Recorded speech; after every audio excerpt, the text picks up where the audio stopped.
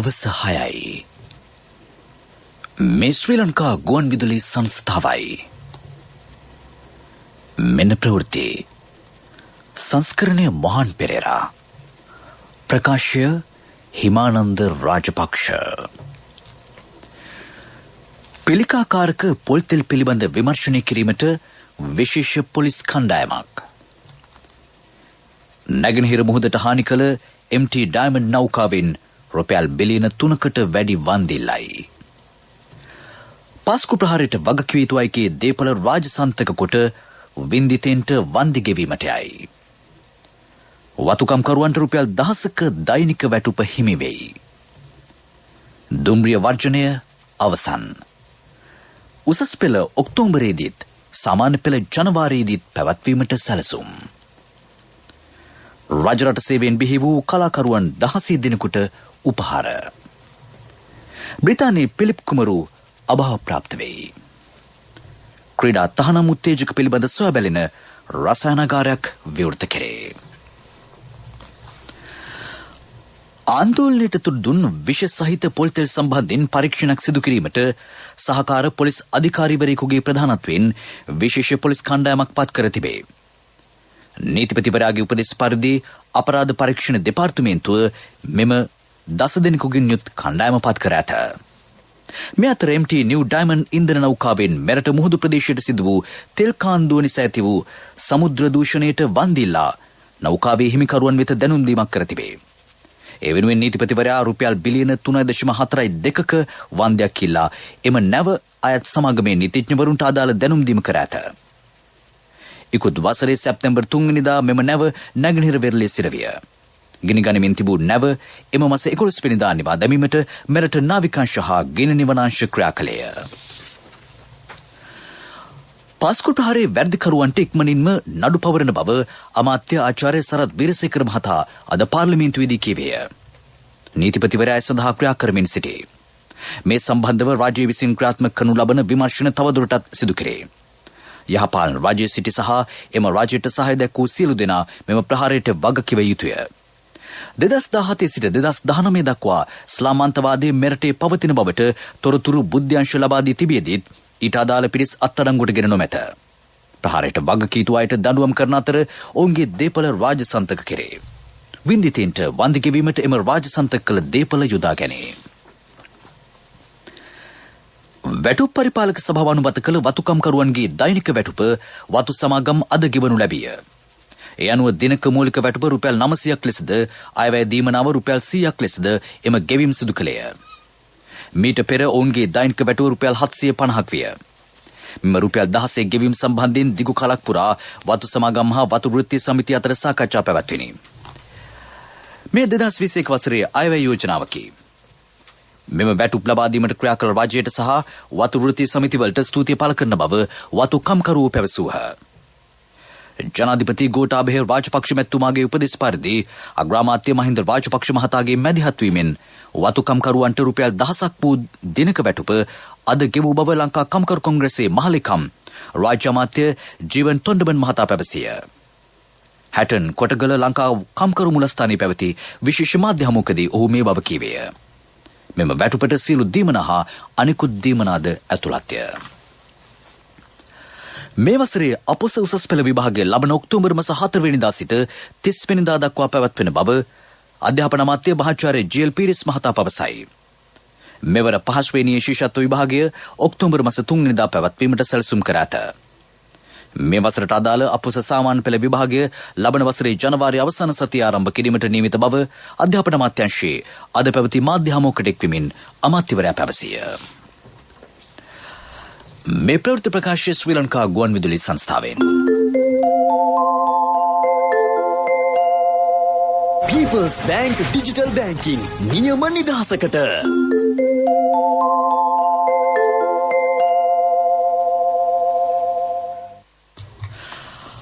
හදිසි දුම්රිය වර්ජනය අත්හිටු වෙයි.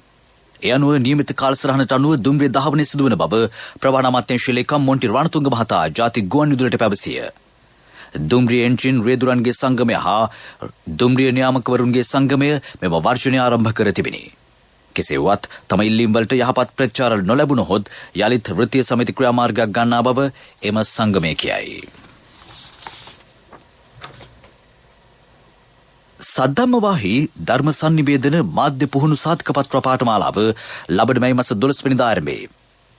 ශ්‍රී ලංකා ගුවන්විදුලි සංස්ථාව දහම් පාසල් පිරිවෙන් භික්ෂු අධ්‍යාපන රාජ්‍ය අමාත්‍යාංශය හා ශ්‍රී නාගානන්ද ජාත්‍යන්තර බෞද්ධ අධ්‍යාපන ආයතනයේව පැය 120ක කාලයක් මෙම පාඨමාලාව පවත්වනු ලැබේ. ශ්‍රව්‍ය පාඨමාලාව පැය 20කි. දෘශ්‍ය පාඨමාලාව පැය 10ක් වන අතර දේශන සඳහා පැය 90ක් වෙන් කර තිබේ. භික්ෂුන් වහන්සේ 75 නමක් සඳහා මෙම වැඩසටහන ආරම්භ වේ.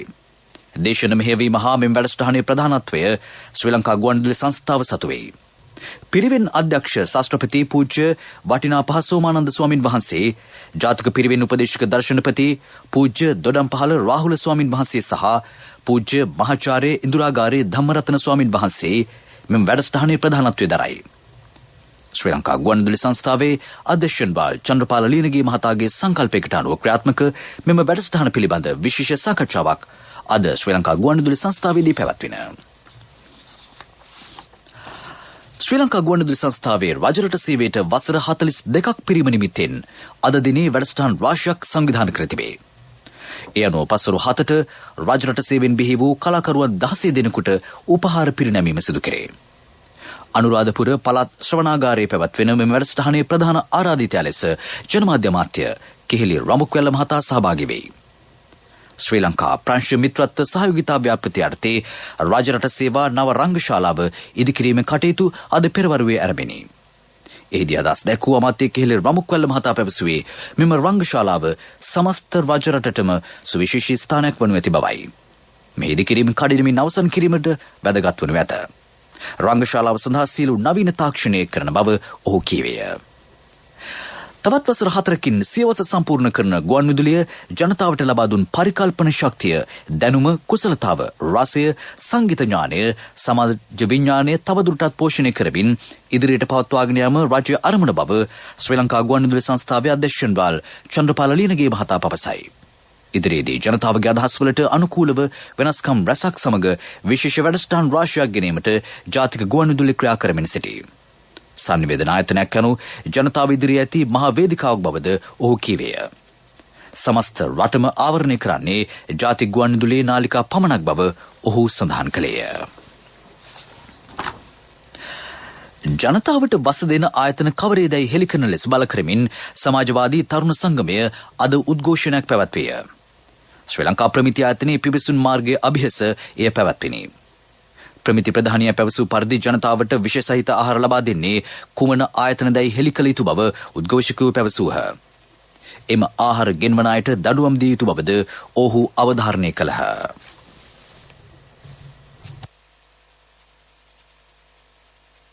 ඩෙබිට් කාඩ්, මොබයිල් සහ ඉන්ටර්නෙට් බැංකිං, කාඩ්ලස් කෑෂ් සමග දැන් විනාඩි 10කින් account එකක් ඕපන් කරන්න. People's Bank Digital Banking සමග එක්වන්න. People's Bank Digital Banking නියම නිදහසකට. ප්‍රමුඛ පුවත් ඔබ වෙත ගෙනෙන්නේ සෑම ගෙදරකම සිටිය යුතු වෙද මහත්මයා සිද්ධාලේප. මෝටරතලය පදිංචි කිරීමේ කාර්යාලයේ වේරහැර ශාඛාවෙන් වීදුරු බලපත්‍ර නිකුත් කිරීමේ එක්දින සේවාව දැන් ආරම්භ කර තිබේ. කොවිඩ් වසංගතය හේතුවෙන් එම එක්දින සේවාව තාවකාලිකව නතර කර තිබිනි. අස්ථානගත වූ වීදුරු බලපත්‍ර වෙනුවට අලුතින් බලපත්‍ර ලබා ගැනීම, කාලය අවසන් වූ බලපත්‍ර අලුත් කර ගැනීම සහ සේවා එම එක්දින සේවයෙන් සිදු කරගත හැකිය. මෙම එක්දින සේවාව හම්බන්තොට හා අනුරාධපුර ශාඛාවලින්ද ලබාගත හැකිය. ප්‍රමුඛ පුවත් ඔබ වෙත ගෙන ආවේ සෑම ගෙදරකම සිටිය යුතු වෙද මහත්මයා සිද්ධාලේප. ශක්ති හඬ අවධානය පිණිසයි. ග්‍රාමීය ප්‍රාථමික පාසල් සංවර්ධන වැඩසටහන යටතේ දකුණු පළාතේ පාසල් 45ක් සෞභාග්‍ය පාසල් ලෙස සංවර්ධනය කිරීමට යයි. මුල් අදියරේදී එම පාසල් 13ක් ස්ථාපිත කිරීමට නියමිතයි. එම කටයුතු දැන් ආරම්භ කර ඇත. මෙහිදී පාසලක සංවර්ධන කටයුතු සඳහා රුපියල් දසලක්ෂ බැගින් සපයනු ලැබේ. පළමු වසරට සිසුන් ඇතුළත් කිරීමේදී ඇතිවන තදබදය අවම කිරීම මෙවැනි පාසල් බිහි කිරීමේ අපේක්ෂාවයි. ලෝක ප්‍රවෘත්ති අනුග්‍රහය. අවුරුදු මාසේ වාසිය අතර සුපිරිම වාසිය People's Leasing පොලි වාසී. මේ අවුරුදු මාසේ ලීසින් ලබා ගන්න සැමට 25% පොලි වට්ටමක්. විස්තර දැනගන්න කතා කරන්න 011226 කොන්දේසි සහිතයි. People's Leasing විශ්වාසයේ ප්‍රමුඛයා. ඉන්දියාව සහ සීෂෙල්ස් රාජ්‍ය අතර ශක්තිමත් සහ වැදගත් හවුල්කාරීත්වයක් පවතින බව ඉන්දියා ග්‍රාමාත්‍ය නරේන්ද්‍ර මෝදි මහතා පවසයි. සාගර කලාපයේ සැමට ආරක්ෂාව සහ වර්ධනය සඳහා සීෂෙල්ස් වැදගත් මෙහෙයක් ඉටු කරයි. සීෂෙල්ස් රාජ්‍යයේ ඉන්දිය ව්‍යාපෘති රැසක් ආරම්භ කිරීමේ අවස්ථාවට එක්වෙමින් ඔහු මේ බව සඳහන් කළේය. එම අවස්ථාවට එරට ජනාධිපතිවරයා දැක්විය. කොරෝනා එන්නත් 50,000ක් සීෂෙල්ස් රාජ්‍යයට ලබා දීමට ඉන්දියාවට හැකි වූ බව ඔහු කිවේය. තම රටේ කොරෝනා සදින්ගේ සංඛ්‍යාව හා මරණ සංඛ්‍යාව ඉහළ යාම හේතුවෙන් ජනතාව ආරක්ෂා කර ගැනීමට දැඩි පියවර ගන්නා බව බංග්ලාදේශ අග්‍රාමාත්‍ය ශ්‍රී කසිනා මහත්මිය පවසයි. සෞඛ්‍ය නීති රීති පිළිපදින ලෙසත් මුහුණු ආවරණ පළඳින ලෙසත් අය එරට ජනතාවගෙන් ඉල්ලා සිටියාය. පසුගිය වසරේ මාර්තු මාසයේ කොරෝනා වසංගතය ව්‍යාප්ත වීමෙන් පසු බංග්ලාදේශයෙන් දිනකදී වැඩිම මරණ සංඛ්‍යාවක් ඊයේ වාර්තා විය. ඊයේ පුද්ගලයන් 74 දෙනෙකු මිය ගොස් තිබේ. ඒ අනුව මේ දක්වා කොරෝනා ආසාදනයෙන් බංග්ලාදේශයේ මිය ගොස් ඇති සංඛ්‍යාව 9521කි. සූර්ය විදුලි බල ශක්ති වැඩසටහනින් බංග්ලාදේශයේ ග්‍රාමීය ජනගහනයෙන් සිට 16කට පමණ විදුලි ලබා දී තිබේ. 2003 වසරේදී ග්‍රහස්තව නිම වූ ව්‍යාපෘතියක් ලෙස පවුල් 50,000ක් ඉලක්ක කරගනිමින් මෙම වැඩසටහන ක්‍රියාත්මක කෙරින. මේ වන විට එරට මිලියන 20කට අධික පිරිසකට විදුලි ලබා දිය හැකි ලෝ විශාලතම සූර්ය බල ශක්ති වැඩසටහන බංග්ලාදේශයේ සතු වෙයි. බංග්ලාදේශයේ ලෝක බැංකුව අධ්‍යක්ෂ බූතන් මර්සි පෙන්වා දෙන්නේ බංග්ලාදේශ රාජ්‍ය පෞද්ගලික හවුල්කාරීත්වය තුළින් ජනතාවට දැරිය හැකි මිලකට පුනර්ජනනීය බල ශක්ති විසඳුම් හඳුන්වා දී ඇති බවයි. එංගලන්තයේ එලිසබෙත් මහරජනගේ ස්වාමි පුරුෂයා වන එඩින්බරෝ ආධිපතිවරයා වන පිලිප් කුමරු අභාවප්‍රාප්ත විය. ඔහු මේ යන විට 99 වෙනි විහි පසු බව බකින්හැම් මාලිගය නිවේදනය කරයි. 1947 දී ඔහු දෙවන එලිසබෙත් මහරජන හා විවාහ වූ අතර ඉන් වසර 5කට පසු ඇයට කිරුළ හිමි වූ අය. බ්‍රිතාන්‍ය රජ පවුලේ දීර්ඝ කලක් කොටුන්න දරූ පුද්ගලයා ලෙසද දෙවන එලිසබෙත් මහරජන හැඳින්වේ. අභාවප්‍රාප්ත පිලිප් කුමරු පසුගිය මාස කිහිපේ රෝගාබාධවලට ලක්ව සිටියේය. අවුරුදු මාසේ වාසිය අතර සුපිරිම වාසිය People's Leasing පොලි වාසී. මේ අවුරුදු මාසේ ලීසින් ලබා ගන්න සැමට 25% පොලි වට්ටමක්. විස්තර දැනගන්න කතා කරන්න 011226 කොන්දේසි සහිතයි. People's Leasing විශ්වාසයේ ප්‍රමුඛයා. පෙරසර සංවර්ධනයක පුවත් සම්පින්ඩනය සංවර්ධන පුවත් ඔබ වෙත ගෙනෙන්නේ CIB අවුරුදු සමගින් අප්‍රේල් 1 වෙනිදා සිට 10 වෙනිදා දක්වා සෑම විල්පතකටම වටිනා තෑගි බැංකු කාඩ් පත් සඳහා 20% දක්වා වට්ටම් අපේම තැනකින් අපේම දෙයක් CIB. ජනතාවට පිරිසුදු පානීය ජල ලබා දීමට අයවැයකින් වැඩි මුදලක් වෙන් කර ඇත්තේ මේ වසරේදී. ඒ වෙනුවෙන් රුපියල් මිලියන 5000ක් වෙන් කර ඇත. ප්‍රජා ජල අභිමානී වැඩසටහනට රුපියල් මිලියන 2500ක් වෙන් කර තිබේ. දැනට පවතින ජල ව්‍යාපෘති අලුත් වැඩියා කිරීමට රුපියල් මිලියන 300ක් වැය කෙරේ. නැනෝ ෆිල්ටර් ලබා ගැනීමට රුපියල් මිලියන 250ක් වැය කරන බව ජාතික ජල සම්පාදන දෙපාර්තමේන්තුවේ අධ්‍යක්ෂ බාල් ජයතිලක හේරත් මහතා පවසයි.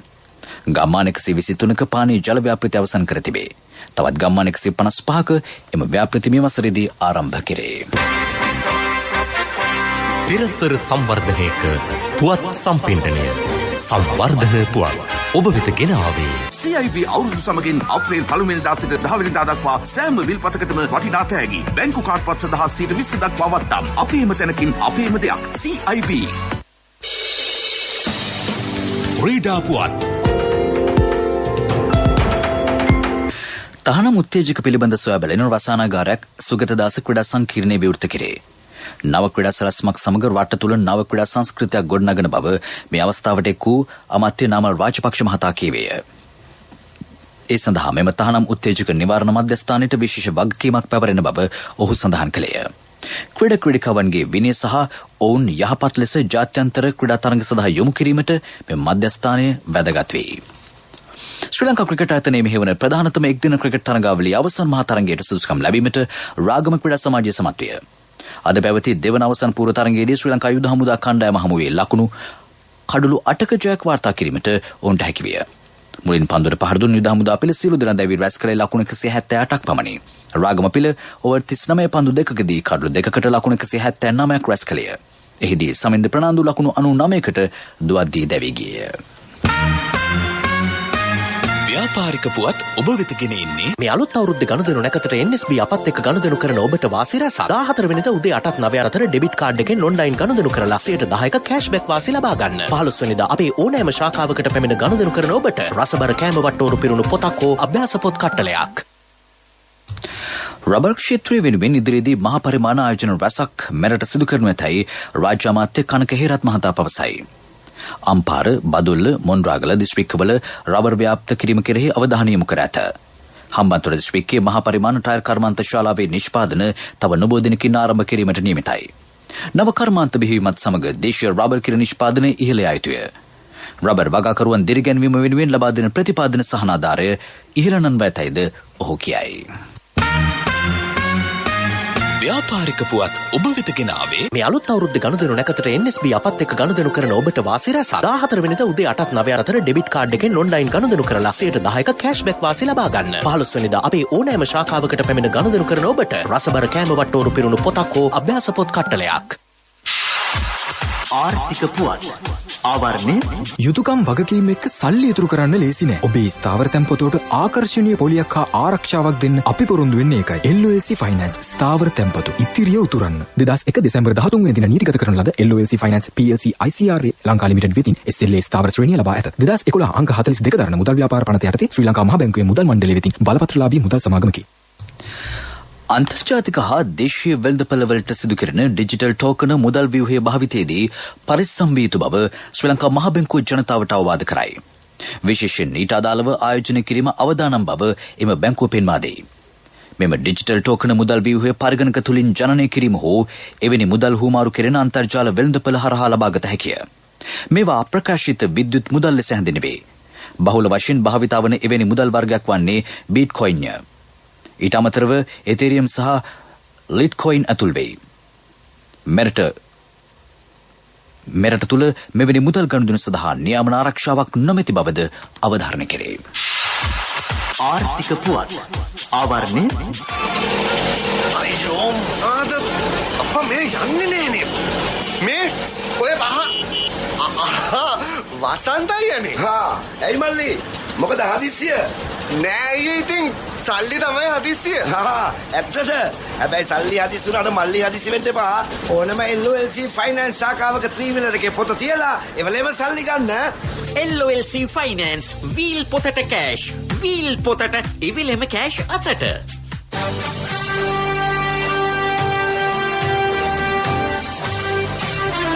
කාලගුණ වාර්තාව ඔබ වෙත ගෙන එන්නේ සයුරු දීවර කාලගුණ තොරතුරු සේවාව. ඔබගේ ප්‍රදේශයට අදාළ කාලගුණ තොරතුරු නොමිලේ එසැනින් ඔබේ ඩයලොග් දුරකථනයට 828 අමතා ලියාපදිංචි වන්න. දීවර හා ජලජ සම්පත් දෙපාර්තමේන්තුව සහ කාලගුණ විද්‍යා දෙපාර්තමේන්තුවේ ඉදිරිපත් කිරීමකි. සයුරු සමග සුරැකීම. ඉදිරි දින කිහිපයේදී දිවයිනේ බොහෝ ප්‍රදේශවලට සවස් කාලයේදී හෝ රාත්‍රී කාලයේදී ගිගුරුම් සහිත වැසි ඇතිවීමේ හැකියාව පවතින බව කාලගුණ විද්‍යා දෙපාර්තමේන්තුව කියයි. ඌව සබරගමුව මධ්‍යම දකුණු සහ බස්නාහිර පළාත්වල ඇතැම් ස්ථානවලට මිලිමීටර 100ක පමණ තරමක තද වැසි ඇතිවිය හැකිය. ලබන 14 වෙනිදා තෙක් සූර්යා ශ්‍රී ලංකාව ආශ්‍රිත අක්ෂාංශවලට ඍජුවම ඉහළින් පවතී.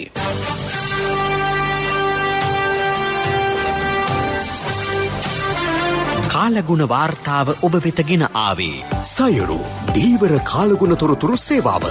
ඔබගේ ප්‍රදේශයට අදාළ කාලගුණ තොරතුරු නොමිලේ එසැනින් ඔබේ ඩයලොග් දුරකථනයට 828 අමතා ලියාපදිංචි වන්න. දීවර හා ජලජ සම්පත් දෙපාර්තමේන්තුව සහ කාලගුණ විද්‍යා දෙපාර්තමේන්තුවේ ඉදිරිපත් කිරීමකි. සයුරු සමග සුරැකීම. ප්‍රවෘත්තිවසන් කිරීමට යලි සිරස්තල. පිළිකාකාරක පොල්තෙල් පිළිබඳ විමර්ශනය කිරීමට විශේෂ පොලිස් කණ්ඩායමක්. නැගෙනහිර මුහුදට හානි කළ MT ඩයමන්ඩ් නෞකාවෙන් රුපියල් බිලියන 3කට වැඩි වන්දියලයි. පාස්කු ප්‍රහාරයට වගකිව යුතු අයගේ දේපොළ රාජසන්තක කොට වින්දිතෙන්ට වන්දි ගෙවීමට යයි. වතුකම්කරුවන්ට රුපියල් 10ක දෛනික වැටුප හිමි වෙයි. දුම්රිය වර්ජනය අවසන්. උසස් පෙළ ඔක්තෝබරයේදීත් සාමාන්‍ය පෙළ ජනවාරයේදීත් පැවැත්වීමට සැලසුම්. රජරට සේවයෙන් බිහි වූ කලාකරුවන් 16 දෙනෙකුට උපහාර. බ්‍රිතාන්‍යයේ පිලිප් කුමරු අභාව ප්‍රාප්ත වෙයි. ක්‍රීඩා තහනම් උත්තේජක පිළිබඳ සොයා බැලෙන රසායනාගාරයක් විවෘත කෙරේ. අපගේ මෙම ප්‍රවෘත්ති ප්‍රකාශයට www.slbc.lk වෙබ් අඩවියෙන්ද ඔබට සවන් දිය හැකිය. අපගේ ඊළඟ ප්‍රධාන ප්‍රවෘත්ති ප්‍රකාශය රාත්‍රී 9ට බලාපොරොත්තු වන්න. සන්ධ්‍යා ප්‍රවෘත්ති මෙන් සමාප්තයි.